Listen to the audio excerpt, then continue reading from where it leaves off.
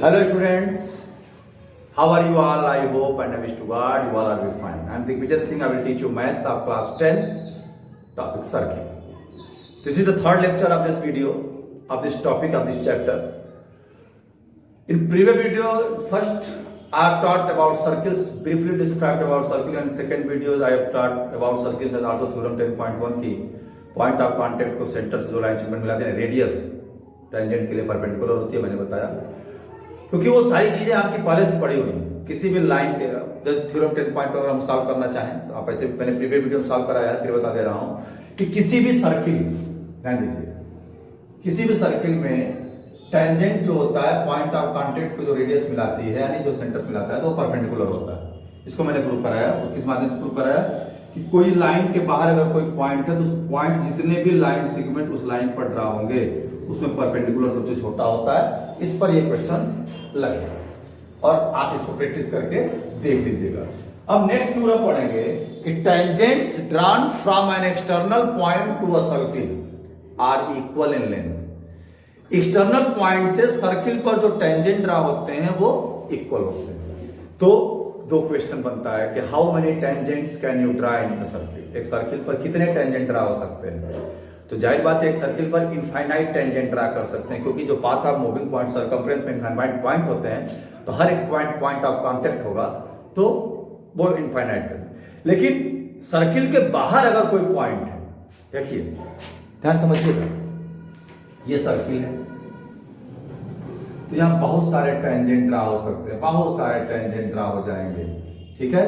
लेकिन अगर कोई सर्किल है उसके बाहर कोई पॉइंट है, क्वेश्चन एक नंबर का आ सकता है कि how many tangent can you draw on a circle. There are infinite tangent we can draw in a circle, एक सर्किल पर ड्रा कर सकते हैं। लेकिन how many tangent you can draw from an external point to a circle, एक external point से circle पे कितने टेंजेंट ड्रा हो सकते हैं? तो only 2 tangents we can draw from an external point to a circle. External point से circle पर सिर्फ 2 टेंजेंट ड्रा हो सकते हैं, ये भी एक, ठीक है। इसको ध्यान रखिएगा, किसी भी एक्सटर्नल पॉइंट से सर्किल पर 2 और केवल 2 ही टेंजेंट ड्रा हो सकता है, ठीक है। देखिए ये सर्किल, ये थ्योरम है कि tangent drawn from an external point to a circle are equal in length. कोई सर्किल है, ठीक है, और बाहर एक पॉइंट P है, एक सर्किल है गिवन और यहां से टेंजेंट ड्रा हुआ है, ये देखिए,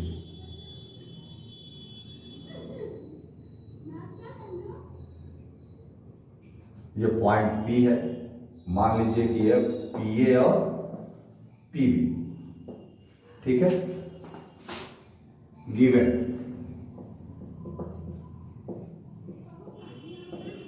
a circle with centre O, P is a point outside of the circle. PA and PB are tangents drawn. क्या प्रूव करना है? PA इक्वल टू PB, आपको प्रूव करना है PA इक्वल टू PB। इसमें थोड़ा कंस्ट्रक्शन करेंगे बेटा। ये O है, join OA, OB and OP।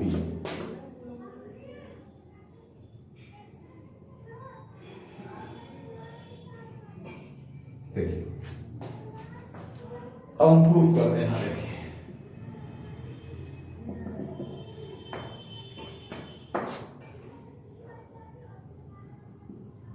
PA is tangent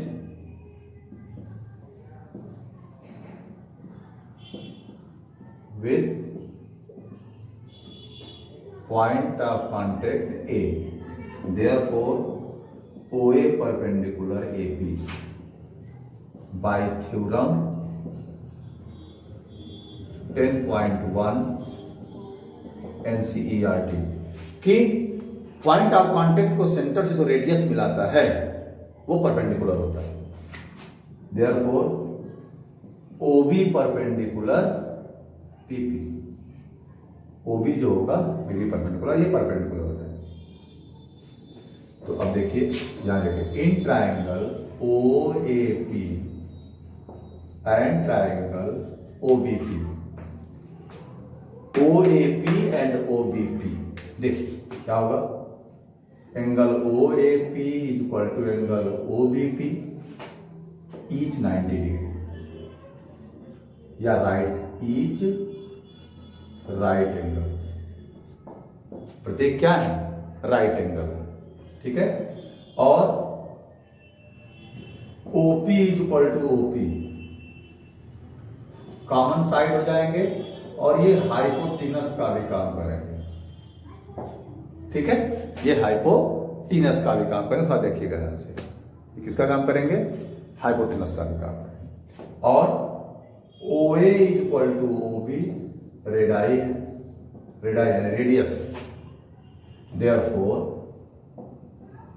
triangle O A P congruent triangle O B P by RHS rule, RHS rule से दोनों ट्राइंगल क्या हो जाएंगे, सिमिलर हो जाएंगे, थोड़ा ध्यान दीजिएगा, ठीक है, आरएचएस रूल से। तो क्या हो जाएगा, therefore P A is equal to P B, हो गया प्रूफ, हेंस प्रूफ। तो perpendicular drawn from an external point to the circle, external point से सर्किल पे जो tangent drawn from an external point to a circle are equal in length, इनकी length equal होती है। इस पर बहुत सारे क्वेश्चंस लगेंगे, ये थ्योरम ही नहीं है, समझ लीजिए कि इस पर इतने सारे क्वेश्चंस लगेंगे कि आखिर समय कितने क्वेश्चन लग जाएंगे, बहुत सारे question, these are the main things. और ये इसके पहले थ्योरम मैंने प्रूव किया, किसी भी, ये कौन सा थ्योरम है, हमें 10.2 लगा, जो भी थ्योरम है, लेकिन थ्योरम में मत जाए, नंबरिंग मत जाइए। ये 10.1 हमारे हिसाब से क्या है, 10.1 है कि किसी भी सर्किल में जब टेंजेंट ड्रा होता है तो पॉइंट ऑफ कांटेक्ट को सेंटर से जो रेडियस मिलाती है वो उस पर परपेंडिकुलर होती है। और उसके बाद ये थ्योरम है कि किसी भी सर्किल के बाहर अगर कोई पॉइंट है, उस पॉइंट से उस सर्किल में जो टेंजेंट ड्रा होंगे वो आपस में इक्वल होंगे लेंथ में, ये प्रूव करना है, ठीक है। तो इस तरीके से हम थ्योरम प्रूव कर सकते हैं, दो ट्रायंगल दोनों को कॉन्ग्रुएंट प्रूव कर दीजिए, कहानी खत्म हो जाएगी। अब इससे बहुत सारे क्वेश्चन हमको मिलते हैं, देखिए अब इसमें बहुत सारी चीजें समझ सकते हैं, देखिए क्या समझ सकते हैं, जैसे मान लीजिए कि कुछ चीजें आराम समझ सकते हैं हम लोग, जैसे जैसे कोई चीज होती है तो उसमें कई चीजें इंक्लूड होती हैं। ये सर्किल है, ठीक है, और यहां से एक टेंजेंट ड्रा हुआ है, ठीक है, हमने टेंजेंट ड्रा कर लिया, ये है मान लीजिए ओ ए बी और पी, तो ये एंगल 90 का होगा, ये एंगल 90 का होगा, यानी इन दोनों का सम, ये 90 का हो गया और ये 90 का हो गया, इन दोनों का सम कितना हो गया 180, और ये क्वालिटरल बन गया, ओ ए पी बी क्या हो गया, एक क्वालिटरल हो गया। अब क्वालिटरल के सभी एंगल का सम कितना होता है 360 डिग्री होता है। जब इन दोनों का सम ही 180 डिग्री हो गया तो इसका और इसका सम क्या हो जाएगा, यानी 180 डिग्री। तो हम कह सकते हैं कि inclined angle by the tangent to the external point and the angle by the radius at the center are supplementary to each other. यानी जब हम टेंजेंट ड्रा करते हैं तो जहां से टेंजेंट ड्रा करेंगे वहां का एंगल और सेंटर का एंगल, ये दोनों मिलके पॉइंट ऑफ कांटेक्ट जो रेडियस ड्रा करेंगे तो इनके द्वारा ये एंगल और ये एंगल, सेंटर का एंगल और एक्सटर्नल पॉइंट पे जहां से टेंजेंट ड्रा वहां का एंगल, ये दोनों सप्लीमेंट्री होते हैं। सप्लीमेंट्री क्या होता है, the sum of two angle is 180 degree, then both are supplementary angle, यानी जब दो एंगल का सम, तो जब इन दोनों का सम ऑलरेडी 180 डिग्री हो गया तो इनका सम कितना होगा 180 डिग्री होगा। तो ये जान लीजिए, पहली बात तो ये हो जाएगी सप्लीमेंट्री एंगल, यानी एक्सटर्नल पॉइंट से जो टेंजेंट ड्रा हुआ वहां का एंगल और सेंटर पे रेडियस वाला जो बना हुआ वो एंगल पॉइंट ऑफ कांटेक्ट के थ्रू, ये दोनों एंगल क्या होंगे सप्लीमेंट्री होंगे, इनका सम 180 डिग्री होगा, ये फिक्स है। दूसरी चीज जब इनको मिलाते हैं तो सेंटर से उस पॉइंट को जहां से टेंजेंट ड्रा हुआ जो लाइन सीमेंट मिलाती है वो सेंटर एंगल को भी बाइसेक्ट करती है और बाहर के एंगल को भी बाइसेक्ट करते हैं। ये एंगल इसके इक्वल होगा, ये एंगल इसके इक्वल होगा। और इस पर क्वेश्चंस एग्जाम में आते हैं तो कभी कभी एंगल दिया रहता है तो लेंथ निकालने के लिए हम ट्रिग्नोमेट्री की सहारा लेते हैं, ट्रिग्नोमेट्री की हेल्प लेते हैं, ठीक है। तो ये तरीका है, समझिए ध्यान से, कहने का मतलब कोई भी है, ये टेंजेंट रहा हुआ, ये टेंजेंट रहा हुआ, सॉरी ये टेंजेंट रहा हुआ अगर, तो अगर ये सेंटर से मिला दिया जाए तो ये एंगल और ये एंगल, यानी अगर x है y तो x प्लस वाई 180 डिग्री का होगा फिक्स। और अगर ये पूरा 60 डिग्री है, इसको मिला दिया तो ये कितना हो जाएगा, 30 का हो जाएगा।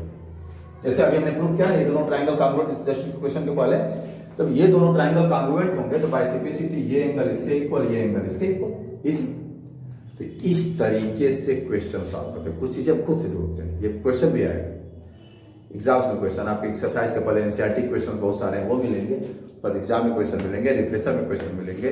तो बेटा कहते हैं ना, कोई चीजें मतलब जब तक आप उसको ढूंढोगे नहीं, अच्छे से पढ़ोगे नहीं, उसे रम जाओ बिल्कुल, इस ऐसे क्या होता है, ऐसा नहीं होता तो ऐसा कैसे होता, अगर ऐसा नहीं होता तो ऐसा कैसा होता।